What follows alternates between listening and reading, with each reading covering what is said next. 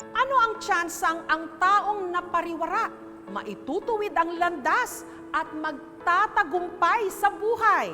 Kung si JV ang tatanungin, pwede.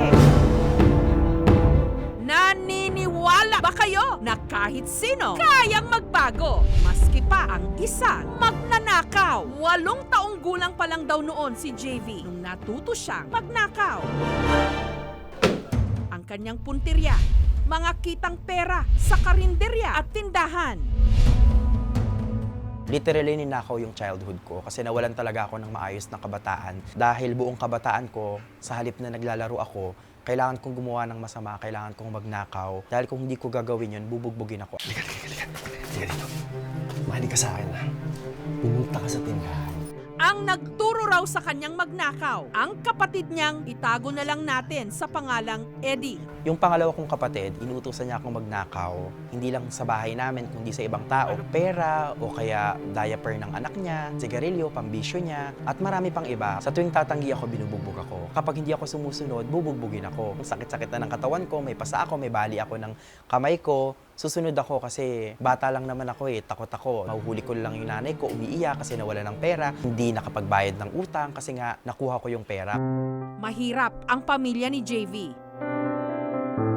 Sa 20 square meters na lumang bahay na ito sa Bukawi, Bulacan, nangungupahan at nagsisiksikan ang 8 miyembro ng kanilang pamilya. Itong makitid na hagdan na to, ito yung daan namin papunta dun sa taas ng bahay namin. Ayan. Welcome to our bedroom. Yung bahay namin laging binabaha. Madalas pumapasok yung tubig sa mismong loob ng bahay namin. Kaya madalas, hindi kami nakakatulog ng maayos. Sa iisang foam, nahihiga. Walang sariling banyo, kaya sa labas lang naliligo. At ang parati raw nilang ulam, itlog at tuyo. Dahil walang pambayad ng kuryente, madalas kinukuha ang kanilang kontador.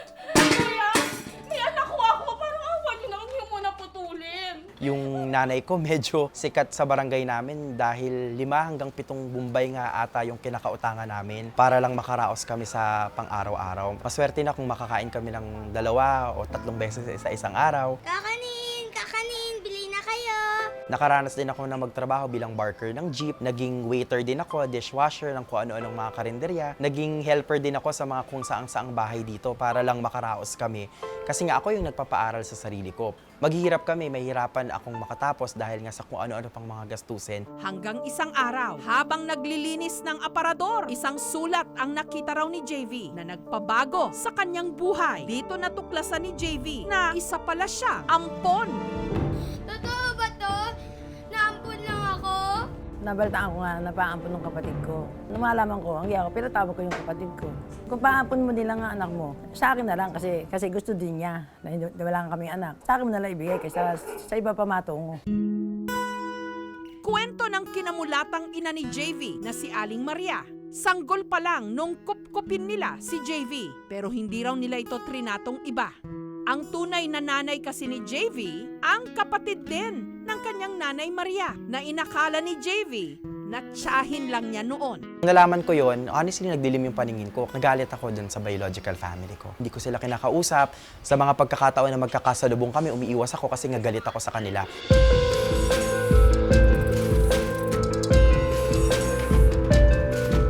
First year high school ako nung umamin ako na binubugbog ako at inuutusan ako magnakaw. Natakot ako, baka lumaki akong ganito. Kaya at the back of my head, lagi kong sinasabi sa sarili ko na pag umamin ako at nagsumbong ako na hindi ko na to gagawin, kailangan kong panindigan. Dahil hindi raw talaga maatim ni JV ang pagnanakaw, itinigil niya ito.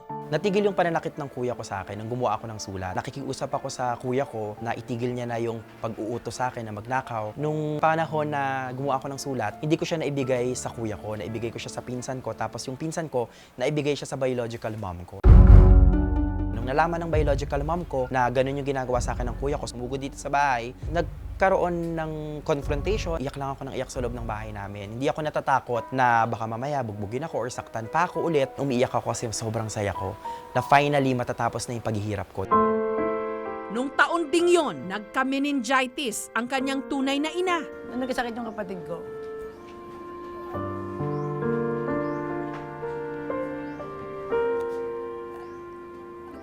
pinakilala ko na siya. Pero sabi naman ng kapatid ko, huwag kayo ka maglala. Huwag kayo ka maglasase. At hindi ko nakukunin sa iyo yan. At tinanggap na rin niya na magulang yung nanay niya. At namatay. Nagsisisi ako na sana pala noon pa lang napatawad ko na siya.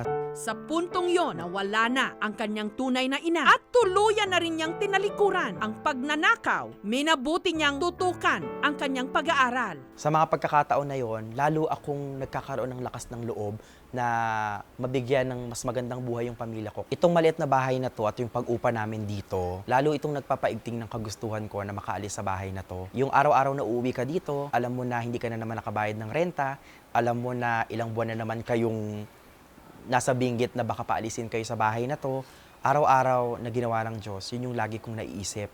Yung kailangan makapagpatayo ako ng malaking bahay. Naging consistent honor student siya. Kumuha ng accountancy at naging scholar. Nag-working student sa isang fast food chain at nag-tutor din ng kanyang mga kaklase para kumita.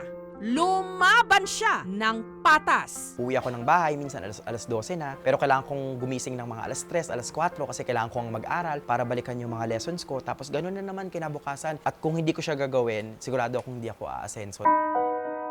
May isang pagkakataon sa buhay ko na halos sumuko na ako. Halos katiling ko na yung buhay ko. Naglaslas nga ako ito. Yung mga laslas na yun, yung marka ng pagsuko ko.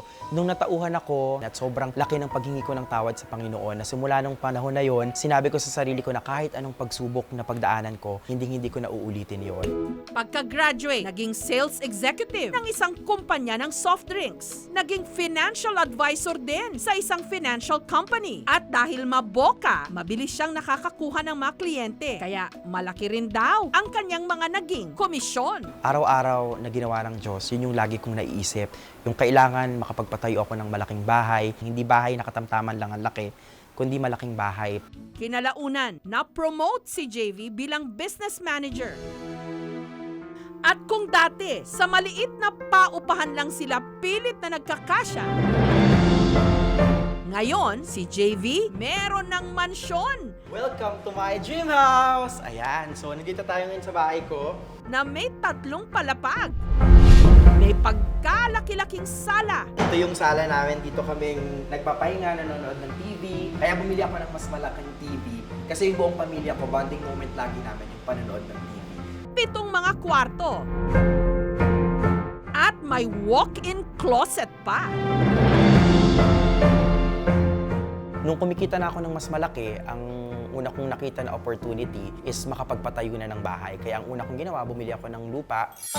Sa kanyang pag-asenso, hindi niya nakalimutan, kundi sinuklian pa ang mga nag-ampon sa kanya. Ipinasyal ang kanyang nanay Maria at tatay Maximo sa Australia at Dubai. Alam ng foster family ko na nagpapagawa ako ng bahay. Kaya lang, nung malapit nang matapos yung bahay, pinagbawalan ko sila na tumuloy dito at para maging surprise sa kanila yung paglipat namin. Yung una kong sinabi nung paglipat namin ng bahay is, thank you Lord. Sobrang saya ko, sobrang happy ko dahil pinagkaloob sa akin ni Lord yung opportunity na mabigyan ng magandang buhay.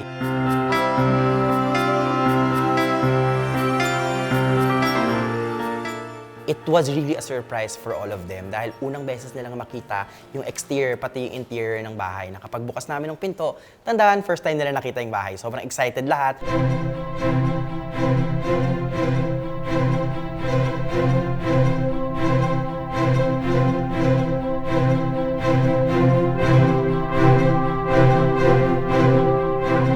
Nakapagpundar na rin siya ng dala-dalawang sasakyan. Ang dati itlog at tuyo lang ang ulam. Ngayon, nakaririwasa.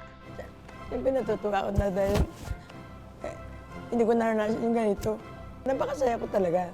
Dahil ang pinapangarap ko lang, isang maliit lang ang pinapangarap ko. Sabi na sa akin, JB, Nana, hindi lang isang maliit pagagawa ko sa iyo.